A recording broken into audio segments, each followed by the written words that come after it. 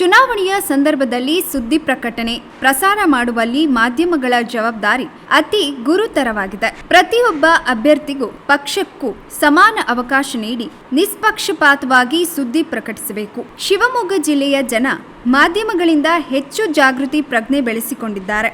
ಇಂತಹ ಸನ್ನಿವೇಶದಲ್ಲಿ ಮಾಧ್ಯಮಗಳು ಚುನಾವಣಾ ನೀತಿ ಸಂಹಿತೆಯನ್ನ ತಪ್ಪದೆ ಪಾಲಿಸಬೇಕಿದೆ ಎಂದು ಜಿಲ್ಲಾಧಿಕಾರಿ ಮತ್ತು ಜಿಲ್ಲಾ ಚುನಾವಣಾಧಿಕಾರಿಗಳಾದ ಗುರುದತ್ತ ಹೆಗಡೆ ಅವರು ಪತ್ರಕರ್ತರೊಂದಿಗಿನ ಸಂವಾದದಲ್ಲಿ ತಿಳಿಸಿದರು. ಸೊ ಎಲ್ಲಿ ಪತ್ರಿಕೋದ್ಯಮ ಮತ್ತೆ ಇತರ ದೃಶ್ಯ ಮಾಧ್ಯಮ ಆಯಿತು ಅಥವಾ ಸೋಷಿಯಲ್ ಮೀಡಿಯಾ ಆಯಿತು ಇಷ್ಟು ಆಕ್ಟಿವ್ ಇದೆ ಅಂತಂದ್ರೆ ಅದರ ಒಂದು ಇಂಡೈರೆಕ್ಟ್ ಒಂದು ತಿಳ್ಕೊಳ್ಳುವಂಥದ್ದು ಅಂತಂದ್ರೆ ಜನರು ಸಹಿತ ಬಹಳ ಅವೇರ್ ಆಗಿದ್ದಾರೆ. ಜನರಿಗೆ ಇದರಲ್ಲಿ ಆಸಕ್ತಿ ಇದೆ. ಜನರು ಇನ್ನೂ ಜಾಸ್ತಿ ವಿಚಾರಗಳನ್ನು ತಿಳ್ಕೊಳ್ಳಿಕ್ಕೆ ಬೇರೆ ಬೇರೆ ಒಂದು ಮಾಧ್ಯಮಗಳ ಮುಖಾಂತರ ಪ್ರಯತ್ನ ಮಾಡ್ತಾ ಇದ್ದಾರೆ ಅಂತ ಹೇಳಿ ಒಂದು ಸುಲಭವಾಗಿ ಅರ್ಥ ಆಗುತ್ತೆ. ಮತ್ತೆ ನಾನು ಈಗ 2 ತಿಂಗಳ ಬೇರೆ ಬೇರೆ ಕಡೆ ಹೋದಾಗಲೂ ಸಹಿತ ಉಳಿದ ಜಾಗಗಳಿಗೆ ಕಂಪೇರ್ ಮಾಡಿದ್ರೆ ಜನರಲ್ಲಿ ಒಂದು ಅವೇರ್ನೆಸ್ ಆಯಿತು, especially political and administrative awareness ಅಂತ ನಾವೇನು ಹೇಳ್ಬೋದು. ರಾಜಕೀಯವಾಗಿ ಆಯಿತು, ಆಡಳಿತವಾಗಿ ಆಯಿತು, ಅವರಿಗೆ ಸರ್ಕಾರದ ಬಗ್ಗೆ ಹೆಚ್ಚಿಗೆ ಏನೋ ಒಂದು ಅವೇರ್ನೆಸ್ ಇದೆ. ಎಷ್ಟೋ ಲೀಗಲ್ ಪ್ರೊವಿಷನ್ಸ್ ನನಗೆ ಗೊತ್ತಿರಲಾರದನ್ನ ಅಲ್ಲಿ ನನಗೆ ಬಂದು ಜನ ಹೇಳಿದ್ದಾರೆ, ನೋಡಿ ಈ ಸೆಕ್ಷನ್ ಈ ರೂಲ್ ಪ್ರಕಾರ ತಾವು ಮಾಡಲಿಕ್ಕೆ ಈ ಕೆಲಸ ಮಾಡೋಕ್ಕೆ ಸರಿಯಾಗುತ್ತೆ ಅಥವಾ ಈ ಥರದ್ದು ವೈಲೇಷನ್ ಆಗ್ತಾ ಇದೆ ಅನ್ನೋದನ್ನ ಜನ ಹೇಳಿರೋದು ನಾನು ನೋಡಿದ್ದೀನಿ. ಸೊ ಅಂದರೆ ಜನರಿಗೂ ಸಹಿತ ಒಂದು ಒಳ್ಳೆ ರೀತಿಯಲ್ಲಿ ಅವೇರ್ನೆಸ್ ಇದೆ. ಅಂದರೆ ಒಂದು ಹೆಲ್ದಿ ಸೊಸೈಟಿ ಒಂದು ಸಂಕೇತ ಅಂತ ನಾನು ಇಂಡೈರೆಕ್ಟ್ಲಿ ಅಂದರೆ ಹೇಳಲಿಕ್ಕೆ ಬಯಸ್ತೇನೆ. ಸೊ ಈ ಜಿಲ್ಲೆಯಲ್ಲಿ ಕೆಲಸ ಮಾಡೋದು ಒಂದು ಭಾಳ ಒಳ್ಳೆ ನನಗೆ ಸಿಕ್ಕಂಥ ಅವಕಾಶ. ಬೇರೆ ಯಾವ ಜಿಲ್ಲೆಗಳಲ್ಲೂ ನಾನು ನೋಡಿದಂತಹ ಹಲವಾರು ಸಮಸ್ಯೆಗಳು ಇಲ್ಲಿವೆ. ನಾವು ಫಾರೆಸ್ಟ್ ರೈಟ್ಸ್ ಬಗ್ಗೆ ಮಾತಾಡ್ತೀವಿ, ಫಾರೆಸ್ಟ್ ಉಳಿಸ್ಕೊಳ್ಳೋದ್ ಬಗ್ಗೆ ಮಾತಾಡ್ತೀವಿ. ಬಟ್ ಫಾರೆಸ್ಟಿಂದ ಜಾಗ ವಂಚಿತರಾದವರು, ಅಲ್ಲಿಂದ ಕಷ್ಟಪಟ್ಟವರು ನಂಗೆ ಬಹುಶಃ ಶಿವಮೊಗ್ಗದಲ್ಲಿ ಬಂದಾಗ ಆ ರೀತಿ ಒಂದು ಐ ಓಪನರ್ ಅಂತ ನಾನು ಹೇಳ್ಬೋದು. ನಾನು ಶಿರ್ಸಿಯನ್ನೇ ಆಗಿರ್ಬೋದು, ಅಲ್ಲೂ ಸಹಿತ ಈ ಥರ ಸಮಸ್ಯೆಗಳು ಇರ್ಬೋದು. ಬಟ್ ನಾನು ಬೆಳೆದಿದ್ದು ಒಂದು ಧಾರವಾಡದಂಥ ಬಯಲುಸೀಮೆ ಜಾಗದಲ್ಲಿ ಅಂತಲೇ ಹೇಳ್ಬೋದು.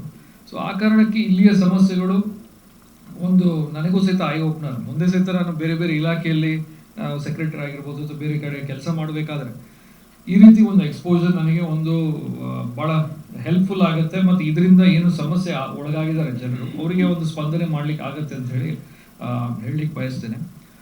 ಮುಂದುವರೆದು ಈಗ ಚುನಾವಣೆ ಬಗ್ಗೆ ಮಾತಾಡ್ಬೇಕಂತಂದ್ರೆ ತಮಗೆ ತಿಳಿದ ಹಾಗೆ ಒಂದು ಏನು ಇಲೆಕ್ಷನ್ ಶೆಡ್ಯೂಲ್ ಪ್ರಕಾರ May 7th ನಮಗೆ ಮತದಾನ ಅವತ್ತು ಆಗ್ತದೆ. ಅದಕ್ಕಿಂತ ಮೊದಲು ಮಾಧ್ಯಮದ ಬಗ್ಗೆ ತಿಳಿಸ್ಬೇಕಂತಂದ್ರೆ ನಮ್ಮಲ್ಲಿ ಈಗ ಮಾಧ್ಯಮದಲ್ಲಿ ಯಾವುದೇ ರೀತಿ ಪೇಡ್ ನ್ಯೂಸ್ ಆಗಿರ್ಬೋದು ಅಥವಾ ಅಡ್ವರ್ಟೈಸ್ಮೆಂಟ್ಸ್ ಆಗಿರ್ಬೋದು ಅದನ್ನು ಮಾನಿಟರ್ ಮಾಡಲಿಕ್ಕೆ ಈಗ media certification and monitoring committee ಅಂತ MCMC ಕಮಿಟಿ ಅಂತ ನಾವು ಈಗ ಫಾರ್ಮ್ ಮಾಡಿದ್ದೀವಿ. ಸೊ ಆ ಕಮಿಟಿ ಮೂಲಕ ನಾವು ಬೇರೆ ಬೇರೆ ಮಾಧ್ಯಮಗಳಲ್ಲಿ ಬರುವಂಥದ್ದು ಯಾವುದೇ ಮಾಧ್ಯಮ ಇರಲಿ, ಪ್ರಿಂಟ್ ಮಾಧ್ಯಮ ಇರಲಿ, ದೃಶ್ಯ ಮಾಧ್ಯಮ ಇರಲಿ, ಇವನ್ ಸೋಷಿಯಲ್ ಮೀಡಿಯಾ ಮಾಧ್ಯಮನೂ ಇರಲಿ, ಆ ಮಾಧ್ಯಮದಲ್ಲಿ ಬರುವಂತಹ ಬೇರೆ ಬೇರೆ ರಾಜಕೀಯ ಚಟುವಟಿಕೆಗಳನ್ನು ನಾವು ಗಮನಿಸ್ತಾ ಇದ್ದೀವಿ. ಸೊ ಅದರ ಮೂಲಕ ಒಂದು ಸುದ್ದಿ ಸರಿಯಾಗಿ ಬರ್ತಾ ಇದೆಯೋ, ಅಂದರೆ ಅದರಲ್ಲಿ ಅಕ್ಯುರಸಿ ಇದೆಯೋ ಅಥವಾ ಅದರಲ್ಲಿ ಏನಾದ್ರು ಮಾಸ್ಕ್ ಮಾಡಿ ಅಥವಾ ಅದರಲ್ಲಿ ತಪ್ಪು ಸುದ್ದಿಯನ್ನು ಏನಾದ್ರು ಹೇಳ್ತಾ ಇದ್ದಾರೋ ನೋಡ್ತೀವಿ. ಅಥವಾ ಎರಡನೇದು ಪೇಡ್ ನ್ಯೂಸ್ ಅಲ್ಲಿ ಆಗುವ ಸಂಭವ ಇದೆಯೋ, ಅಂದರೆ ತಮಗೆ ಗೊತ್ತು ಪೇಡ್ ನ್ಯೂಸ್ ಅಂದರೆ ಏನಂತ ಗೊತ್ತು. ಆ ಪೇಡ್ ನ್ಯೂಸ್ ರೀತಿ ಕೇಸಸ್ ಅಲ್ಲಿ ಎಲ್ಲರೂ ಬರ್ತಾ ಇದೆಯೋ ಅದನ್ನ ಗಮನಿಸ್ತಾ ಇದ್ದೀವಿ. ಆಮೇಲೆ ಮಾಧ್ಯಮದಲ್ಲಿ ಎಲ್ಲ ಪಕ್ಷದ ಮತ್ತೆ ಎಲ್ಲ ಅಭ್ಯರ್ಥಿಗಳಿಗೆ, ಪಕ್ಷ ಬಿಟ್ಟು ಅಭ್ಯರ್ಥಿಗಳು ಇರ್ತಾರೆ, ಸೊ ಎಲ್ಲ ಅಭ್ಯರ್ಥಿಗಳಿಗೆ ಒಂದು ಸಮಾನವಾದ ವೇದಿಕೆಯನ್ನು ತಾವು ಒದಗಿಸ್ತಾ ಇದ್ದೀರೋ ಅದನ್ನು ಸಹಿತ ನಾವು ಗಮನಿಸ್ತಾ ಇದ್ದೀವಿ. ಅಂದರೆ ಇದನ್ನ ಒಂದೇ ದಿವಸ ಒಂದು ಪೇಪರ್ ಓದಿದ್ರೆ ಗೊತ್ತಾಗಲ್ಲ ಅಥವಾ ಒಂದೇ ದಿವಸ ಒಂದು ಚಾನಲ್ ನೋಡಿದ್ರೆ ಗೊತ್ತಾಗಲ್ಲ. ಇವತ್ತು ತಾವು ಒಬ್ಬರದು ಇಂಟರ್ವ್ಯೂ ತಗೊಳ್ತೀರ, ನಾಳೆ ಇನ್ನೊಬ್ಬರು ಇಂಟರ್ವ್ಯೂ ತಗೊಳ್ತಿರ್ತಾರೆ. So over a period of time ನಮಗೆ ಒಂದು ಐಡಿಯಾ ಬರ್ತದೆ ವೆದರ್ ಈ ಪರ್ಟಿಕ್ಯುಲರ್ ನ್ಯೂಸ್ ಚಾನೆಲ್ ಅಥವಾ ಪತ್ರಿಕೆ ಯಾವುದೇ ರೀತಿ ಒಂದು ಕ್ಯಾಂಡಿಡೇಟ್ಗೆ ಫೇವರಬಲ್ ಆಗಿ ಕೆಲಸ ಮಾಡ್ತಾ ಇದ್ದಾರೆ ಅದನ್ನ ಮೇಲೆ ನಾವು ನಿಗಾ ವಹಿಸ್ತಾ ಇದ್ದೀವಿ. ಸೊ ಇದೆಲ್ಲ ದೃಷ್ಟಿಯಿಂದ ತಾವು ಸಹಿತ ದಯವಿಟ್ಟು ಈ ಇಲೆಕ್ಷನ್ ಟೈಮ್ ಆಗಿರೋದ್ರಿಂದ ಎಲ್ಲ ಅಭ್ಯರ್ಥಿಗಳಿಗೆ ಸಮಾನ ಅವಕಾಶ ಕೊಡಿ. ಯಾವುದೇ ರೀತಿ ಪೇಡ್ ನ್ಯೂಸ್ ಆಗೋ ರೀತಿಯಲ್ಲಿ ತಾವು ಮಾಡಕ್ಕೆ ಹೋಗಬೇಡಿ. ಮತ್ತೆ ಒಂದು ಜನರಿಗೆ ಒಂದು ಗೌರ್ಮೆಂಟ್ ಹೊಸ ಗೌರ್ಮೆಂಟ್ ಫಾರ್ಮ್ ಮಾಡಲಿಕ್ಕೆ ಏನೇನು ಮಾಹಿತಿ ಬೇಕು ಅದನ್ನ ಕೊಡ್ಲಿಕ್ಕೆ, ಅಂದ್ರೆ ಯಾವ ಗೌರ್ಮೆಂಟ್ ಇದು ಏನು ಪ್ರಣಾಳಿಕೆ ಇದೆ ಅಥವಾ ಈ ಗೌರ್ಮೆಂಟ್ ಟೈಮ್ನಲ್ಲಿ ಈ ಒಂದು ಭ್ರಷ್ಟಾಚಾರ ಆಗಿರ್ಬೋದು ಅಥವಾ ಇನ್ಫ್ರಾಸ್ಟ್ರಕ್ಚರ್ ಡೆವಲಪ್ಮೆಂಟ್ ಆಗಿರ್ಬೋದು ಅಥವಾ ಎನ್ವಿರಾನ್ಮೆಂಟ್ ಪ್ರೊಟೆಕ್ಷನ್ ಆಗಿರ್ಬೋದು, ಈ ತರ ವಿಚಾರಗಳಲ್ಲಿ ಏನೇನಾಗಿದೆ, ಈ ತರ ಒಂದು ಪಾಲಿಸಿ ರಿಲೇಟೆಡ್ ವಿಚಾರಗಳಲ್ಲಿ ತಾವು ಅವೇರ್ನೆಸ್ ಮಾಡಲಿಕ್ಕೆ ಮಾಡಿದ್ರೆ ಜನರಿಗೂ ಸಹಿತ ಒಂದು ಒಳ್ಳೆ ರೀತಿ ಒಳ್ಳೆ ಒಂದು ಮೈಂಡ್ಸೆಟ್ ಇಂದ ಮತ ಹಾಕ್ಲಿಕ್ಕೆ ಆಗುತ್ತೆ. ಅದು ಬಿಟ್ಟು ನಾವು ಈ ತರ ಕ್ಯಾಂಡಿಡೇಟು ಈ ಜಾತಿಯವರು ಈ ಒಂದು ಪಕ್ಷ ಈ ಧರ್ಮಕ್ಕೆ ಒಳ್ಳೇದು ಮಾಡ್ತದೆ, ಇವರಿಗೆ ಕೆಟ್ಟದ್ದು ಮಾಡ್ತದೆ, ಅಥವಾ ಇನ್ನೊಂದು ಏನಾದರೂ ಇದರಿಂದ ಜನ ಆಮಿಷಕ್ಕೆ ಒಳಗಾಗುವ ರೀತಿಯಲ್ಲಿ ತಾವು ಪಬ್ಲಿಷ್ ಮಾಡಿದ್ರೆ ಅವಾಗ ಜನರ ಸಹಿತ ಒಂದು ತಪ್ಪು ಕಲ್ಪನೆಯಿಂದ ಮತ ಹಾಕ್ಲಿಕ್ಕೆ ಪಾಸಿಬಿಲಿಟಿ ಇರ್ತದೆ. ಸೊ ತಾವು ಒಂದು ಜವಾಬ್ದಾರಿಯುತ ಸ್ಥಾನದಲ್ಲಿದ್ದು ಚುನಾವಣೆ ಟೈಮ್ನಲ್ಲಿ ಮಾಧ್ಯಮಗಳ ಪಾತ್ರ ನಮ್ಮಷ್ಟೇ, ನಾವೇನು ಅಧಿಕಾರಿಗಳು ನಮ್ಮ ಪಾತ್ರ ಇರ್ತದೆ, ಬಹುಶಃ ಅದಕ್ಕಿಂತಲೂ ಜಾಸ್ತಿ ಪಾತ್ರ ತಮ್ಮದಿದೆ ಇವತ್ತು.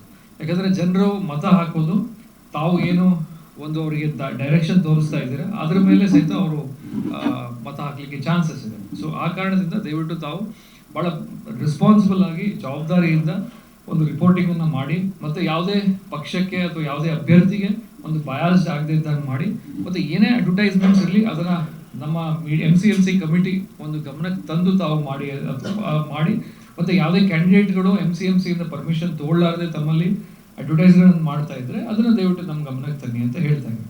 ಎಸ್ಪೆಷಲಿ ಈಗ ಪ್ರಿಂಟ್ ಮಾಧ್ಯಮಕ್ಕೆ till 48 hours of end of election ನಿಮಗೆ ಸರ್ಟಿಫಿಕೇಶನ್ ಅಗತ್ಯ ಇರೋದಿಲ್ಲ. ಆದರೆ ದೃಶ್ಯ ಮಾಧ್ಯಮಗಳು ಮತ್ತೆ ಸೋಷಿಯಲ್ ಮೀಡಿಯಾದಲ್ಲಿದ್ದವರಿಗೆ ಯಾವುದೇ ರೀತಿ ಅಡ್ವರ್ಟೈಸ್ಮೆಂಟ್ಗಳಿದ್ರೆ ಅದನ್ನ ನೀವು ಕಡ್ಡಾಯವಾಗಿ MCMC ಕಮಿಟಿಯಿಂದ ತೆಗೆದುಕೋಬಹುದು. ಪ್ರಿಂಟ್ ಮೀಡಿಯಾದವರಿಗೆ ಅದು ಎಕ್ಸಂಪ್ಷನ್ ಇದೆ. 48 hours before close of the poll, ಅಂದ್ರೆ 7ನೇ ತಾರೀಕು 6 ಗಂಟೆಗೆ ಸಪೋಸ್ ಕ್ಲೋಸ್ ಆಗ್ತಾ ಇದೆ ಅಂತಂದ್ರೆ ಅದರ 48 hours ಮೊದಲು 5ನೇ ತಾರೀಕು ಈವ್ನಿಂಗ್ ತನಕ ತಾವಿಗೆ ಅದರದ್ದು ಏನೋ ಪ್ರಿಂಟ್ ಮೀಡಿಯಾದವರಿಗೆ ಸರ್ಟಿಫಿಕೇಶನ್ ಅಗತ್ಯ ಇರೋದಿಲ್ಲ. ಆ 48 hours ಅವಧಿಯಲ್ಲಿ ತಾವು ಸರ್ಟಿಫಿಕೇಶನ್ ತೆಗೆದುಕೊಳ್ಬೇಕಾಗುತ್ತೆ. ಸೊ ಇದು ತಮಗೆ ಮೀಡಿಯಾಗೆ ಸಂಬಂಧಪಟ್ಟ ಏನು ಚುನಾವಣೆ ಸಂಬಂಧಪಟ್ಟ ವಿಚಾರ ಅಂತ ನಾನು ಹೇಳಲಿಕ್ಕೆ ಬಯಸ್ತೀನಿ.